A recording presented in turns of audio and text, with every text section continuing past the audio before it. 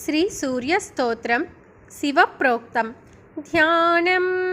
ध्यायेत् सूर्यमनन्तकोटिकिरणं तेजोमयं भास्करं भक्तानामभयप्रदं दिनकरं ज्योतिर्मयं शङ्करम् आदित्यं जगदीशमच्युतमजं त्रैलोक्यचूडामणिं भक्ताभीष्टवरप्रदं दिनमणिं मार्ताण्डमाद्यं शुभं कालात्मा सर्वभूतात्मा वेदात्मा विश्वतोमुखः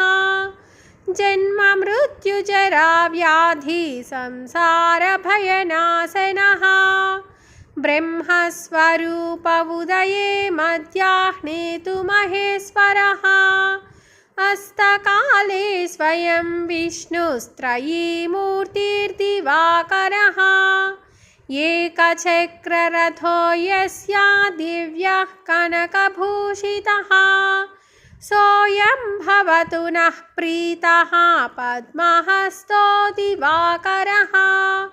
पद्महस्तः परं ज्योतिः परेशाय नमो नमः अण्डयोनिर्महासाक्षी आदित्याय नमो नमः कमलासनदेवेश भानुमूर्ते नमो नमः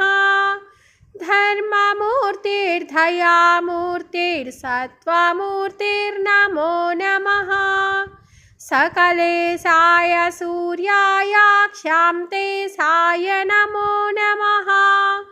क्षयापस्मारगुल्मादिदुर्दोषव्याधिनाशनं सर्वज्वरहरं चैव कुक्षिरोगनिवारणम् एतत्स्तोत्रं शिवप्रोक्तं सर्वसिद्धिकरं परं सर्वसम्पत्करं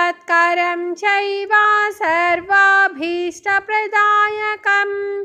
इति श्री सूर्यस्तोत्रं सम्पूर्णम्।